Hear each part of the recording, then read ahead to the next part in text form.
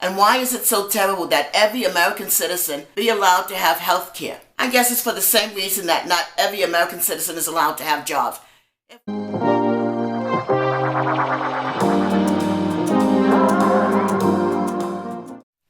Welcome to Chatting with NaNa. I just wanted to reiterate that these videos are all an expression of my opinions.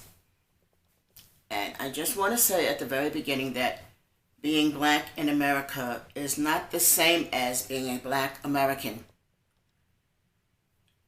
I don't know when this systemic bias against black people began, but I know things were different right after slavery was ended. Black people had the right to vote. We had the right to buy property. We had the right to self-determination. And then somehow all of that changed. We were no longer allowed to vote. Being black in America is some kind of life sentence, some sort of key to punishment. I know that poverty against black people is systemic. I know because in my youth, I tried to get a job. I couldn't get a job. Not even as a maid, not even as a housekeeper. As long as I didn't have an income, I could be controlled. I could be managed. There's a reason why so many people are on welfare.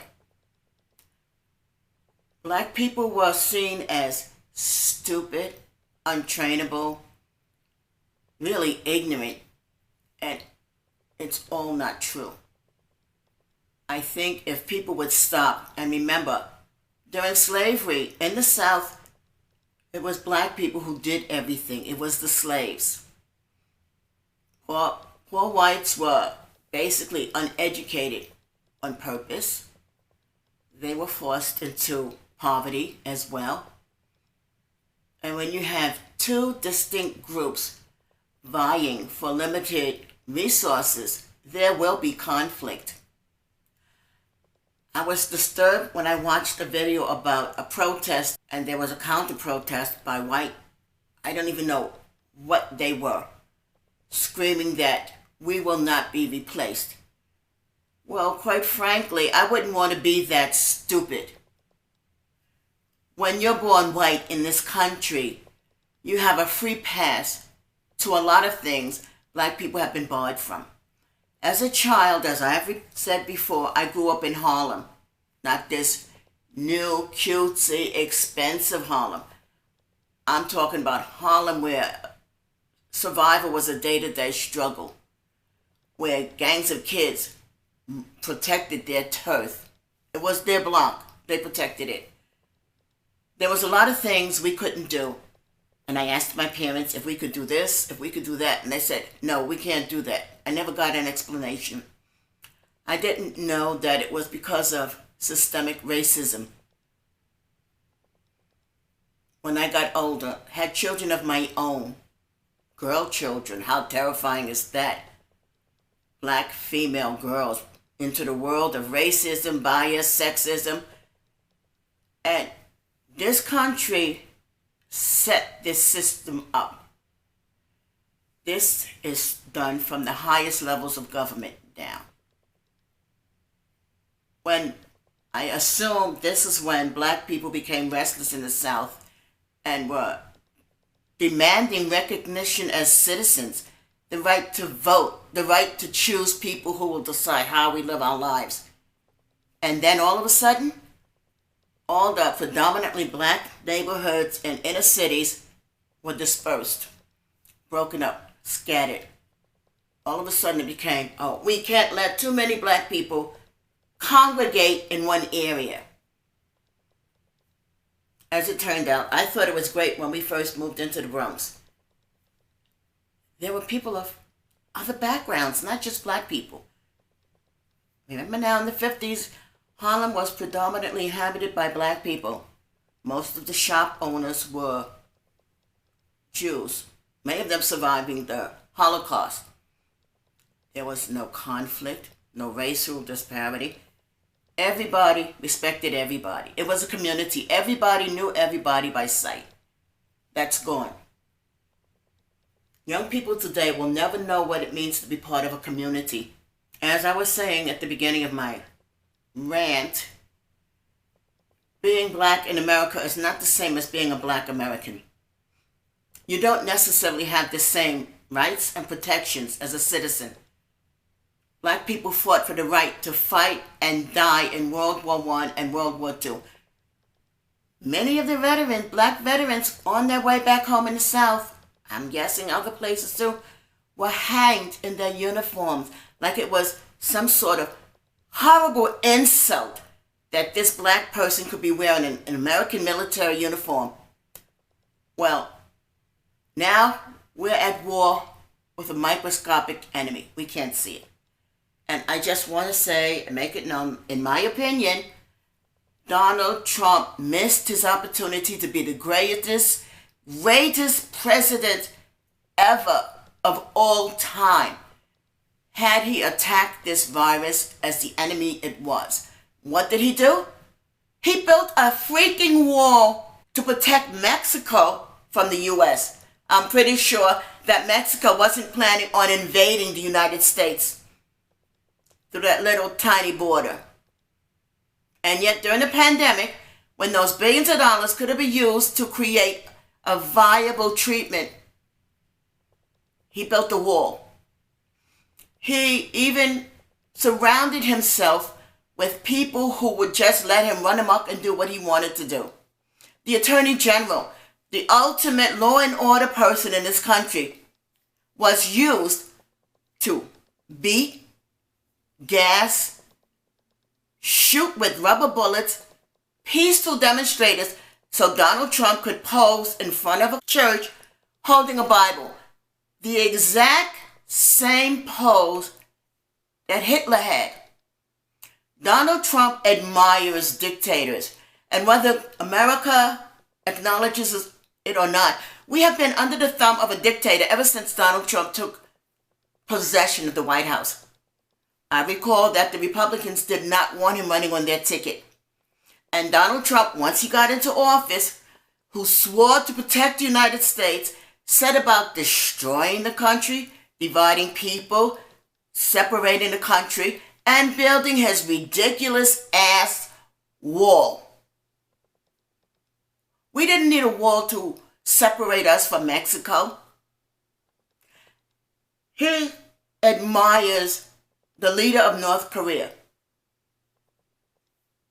a savagely violent individual who killed off his family members so no one could challenge him for power. That's all Donald Trump is interested in power. The day before he posed in front of the church, peaceful protesters showed up at the White House to try and convey to him that there's something really wrong in this country. If people who are sworn to protect and uphold law and order are murdering people. I can't get the image of George Floyd out of my head. It took roughly 10 minutes for him to die. Humiliated. And this individual who did it was wearing the uniform of a police officer. He fully expected to just walk away like nothing happened. Oh, I just flicked that flea off me. Well, you know what? We are citizens. And we're tired of being pushed in the corner, being denied the right to pursue happiness, the right to raise our children, the right to earn a living. That's the American dream. To earn a living, to make enough money to support our families, to hold our heads up high with dignity, instead of bowed with our heads down and our hands out begging for help. Donald Trump has almost completely turned this country into a welfare state. People don't want handouts. They want jobs. He's not creating new jobs. What happened to all the jobs we lost? Oh, there's a strange new virus making its way around the world. What did Donald Trump do? Oh, it will magically disappear. We don't need to worry about it. We're doing a good job. Well, almost 200,000 Americans have died Stop comparing us to other countries. Yes, we feel for them, but we need to be looking out for Americans. Why is this so hard for them to understand? The Republican Party has allowed Donald Trump to taint them forever. They will always be seen as the party that allowed this country to sink into the gutter. Donald Trump is not president. He has never been president. And in case people forget, Hillary Clinton won the popular vote by a landslide. I don't know how much money Donald Trump paid to occupy the White House, but I know it's not because the American people wanted him. He's not a leader. He's always telling people, oh, I'm a businessman. And yet, how many times did you file for bankruptcy? You are not a leader. You are not even a manager. The only thing you're good for is strutting around talking about the president's power is absolute. Well, I need to burst your bubble, Mr. President. Your power is not absolute. And the only thing you've done since you've occupied the White House is divided this country, destroyed the financial stability we almost had. The stock market crashed and crashed and crashed and then crashed some more. It couldn't crash any further. People lost their jobs. They lost their way to protect their children, to support their families. And their retirement is gone. You, as the president, your job is to provide stability, leadership, and you should be supporting solutions to our problems. All the people who died from the pandemic didn't need to die. You, Donald Trump, are a serial mass murderer. And the people who, in this day and at this time, still support you are dumber than dirt. At least dirt serves a purpose. You think what he's done is great? Epstein, he's associated with a sex trafficker, sex trafficking young girls. He disrespected his first wife with, I hate to say it, Marla Maples. And why are you so obsessed with your daughter? Donald Trump is a traitor, a criminal, and the people who support him are worse. And yet, George Floyd was not the last black man to be murdered by the police. Let's think. Ku Klux Klan's people, white supremacists. Are these the people who are protecting our civil rights? We have the right to come together and demonstrate and tell you, your job sucks. You're not doing what you're supposed to be doing. And you want to have 4 more years of destroying this country? I hope America wakes up before it gets even later than it is. This country is in a mess. The United States of America has never been great. And what are we taking the country back from? Women? Blacks? You know what? Slavery is gone. Well, the chains are gone. Financial slavery exists. People are forced into poverty. People are forced to live in areas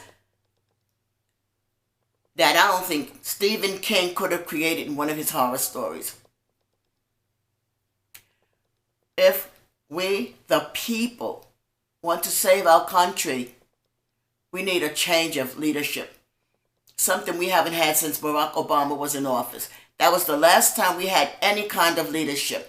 And why is it so terrible that every American citizen be allowed to have health care?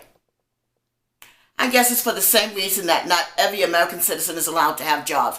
If we go back in history, it started with Nixon, who opened up the doors with China.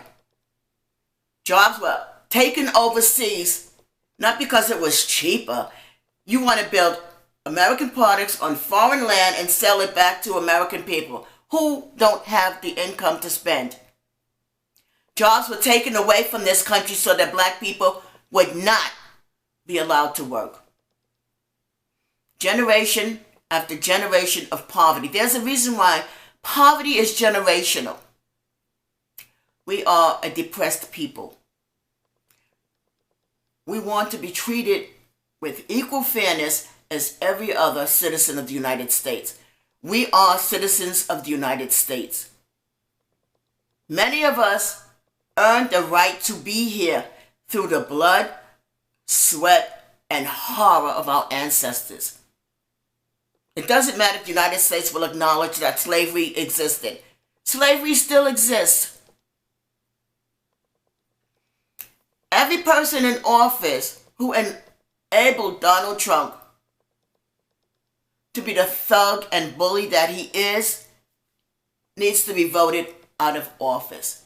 And the Attorney General, too bad there isn't a law to condemn you with, because you have failed the American people. This is it. I hope America wakes up and elects a new president. It's not about age, it's about heart. We need a human being in the White House. Somebody who understands what America needs. I'm part of the group that's supposed to be at highest risk. People over 50, baby boomers and their children. We remember history because we lived it. I came of age in the 1960s, where people were protesting the right that everybody should be allowed to vote. People were protesting against the Vietnam War. Well, you know, when I go into a store and I see all the empty shelves, Armageddon happened. We're still in the midst of Armageddon. This is the United States in the 21st century. And yet, under Donald Trump's leadership, we couldn't find toilet paper to buy. Disinfectant is gone. There's no alcohol, no iodine, no disinfectant of any kind.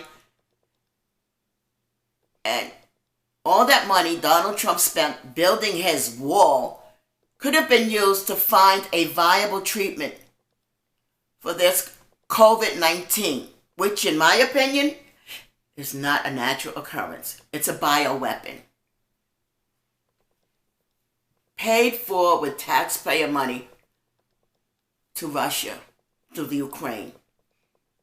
Oh, you can just say that I'm a crazy old black woman letting off steam. But you know what? That doesn't change the facts.